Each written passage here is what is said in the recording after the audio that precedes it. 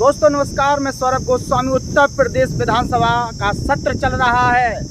तमाम क्षेत्र के चुने हुए जनप्रतिनिधि अपने अपने क्षेत्र की समस्याएं और सरकार से सवाल पूछ रहे हैं कि हमारे क्षेत्र की समस्याओं का निदान कब होगा, हमारे क्षेत्र का विकास कब होगा।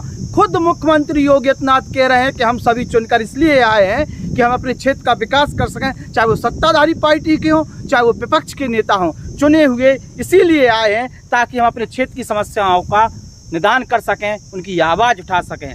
ललितपुर के अंदर सड़कों की क्या स्थिति है, किससे छुपी हुई नहीं है।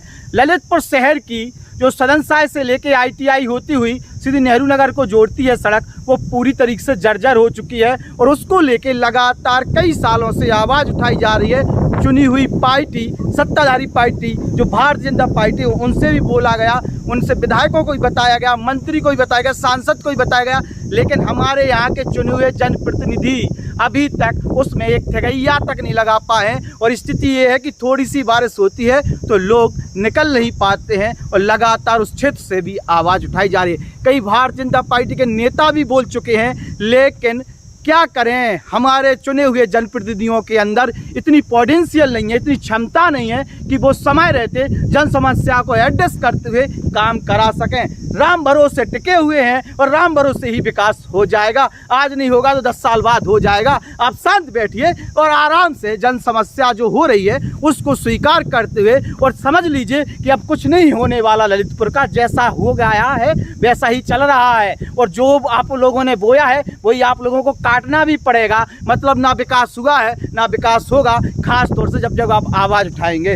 विधानसभा में बैठे हैं हमारे दो चुने हुए ललितपुर जिले के जनप्रतिनिधि, मंत्री मनोहर लाल पंत और ललितपुर के सदर विधायक रामरतन कुशवाहा।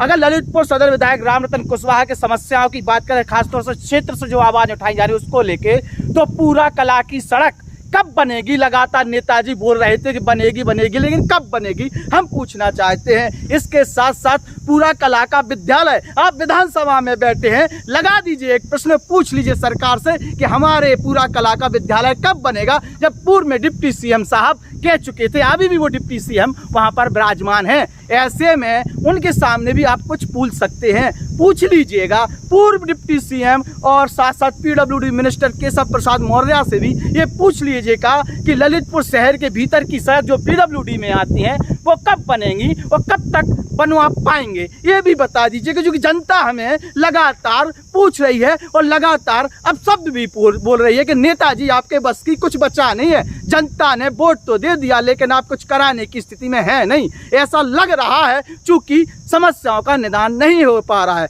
जखौरा क्षेत्र की सड़क कब बनेगी और जखौरा सेठ की सड़क अगर आप नहीं बनवा पा रहे हैं तो कम से कम उस पर ठिगैया ही लगवा दीजिए, ये भी बता दीजिएगा। विधानसभा में प्रश्न पूछकर, वैसे भी आप लोगों का अगर रिकॉर्ड देखा जाए तो ज़्यादा कुछ प्रश्न आपने पूछे नहीं है विधानसभा में। विधानसभा के डेली बैठने का खर्चा पानी भी मिलता ही होगा, लेकिन जन समस्याओं के लिए उठाने के लिए खासतौर से अपने क्षेत्र की हमारे यहाँ के नेता ज़्यादा कुछ बोलते हुए नजर नहीं आते। रामरतन कुशवाहा एक बार बोले हैं और उसके बाद वो सड़क भी बनी है, लेकिन मन्नू कोरी का तो कोई पता ही नहीं है कि बोले कि नहीं बोले। मन्नू कोरी के क्षेत्र में नारायण रोड की बड़ी समस्या है और लगातार उसको लेकर आवाज़ उठाई जाएगी, लेकिन अभी तक कोई काम होता हुआ नजर नहीं आया है। ललितपुर में शहर के भीतर की सड़कों को, चाहे नगर पालिका की सड़कें हो चाहे PWD की सड़कें, इन सड़कों को लेकर काम नहीं हो रहा है और इसको लेके नेताजी खामोश हैं और अधिकारियों की जो जिम्मेदारी होनी चाहिए वो भी जिम्मेदारी अधिकारी नहीं निभा पा रहे हैं। ऐसे में सवाल ये खड़े होते हैं कि जब चौतरफा हमारे नेता ये कहते हैं कि हमारी सुनी नहीं जा रही है, तो जहां सुनी जाना है, जहां विधानसभा में यहाँ बैठे हैं, जहां पूरे प्रदेश के विधायक वहां पर उपस्थित हैं, तमाम कैबिनेट मिनिस्टर वहां पर उपस्थित हैं, खुद मुख्यमंत्री उपस्थित हैं और नेता प्रतिपक्ष वहां पर बैठे हैं, तो फिर आपको किसने रोका है उचित मंच पर अपनी बात रखने को? रामरतन कुशवाहा क्या विधानसभा में कुछ बोलेंगे? मन्नू कोरी क्या विधानसभा में कुछ बोलेंगे? और वो समस्याएं जो ललितपुर में आगे चल के विकास को लेकर कहीं ना कहीं माइलस्टोन पैदा करेंगी, ऐसी समस्याओं को अगर निदान करा पाते हैं ललितपुर के विधायक आवाज़ उठा के, तो बहुत बड़ी बात होगी। हम लोग आशा करते हैं कि ललितपुर की जनता ने जिस प्रकार से जनादेश दिया है उस जनादेश को स्वीकार करते हुए, सम्मान करते हुए ललितपुर के दोनों ही जनप्रतिनिधि जो विधानसभा में इस समय मेज फटफटा रहे हैं और बाय बाय कर रहे हैं अपने बड़े बड़े नेताओं के भाषणों को लेकर, वो अगर कुछ बोल सके तो शायद हम लोगों को बड़ा गौरवान्वित महसूस होगा और लगेगा कि हमारे नेताजी के अंदर थोड़ा सी आत्मसम्मान बचा है, थोड़ी सी हिम्मत है कि वो अपने नेताओं के सामने आंख में आंख डाल के बात कर सकते हैं और पूछ सकते हैं कि हमारे क्षेत्र का विकास कब होगा। अगर आप विकास पुरुष हैं और विकास के लिए ही आप जनता के बीच में सेवा करने के लिए आए हैं। नमस्कार। हमारे YouTube channel the Bundelkhand post को सब्सक्राइब करें।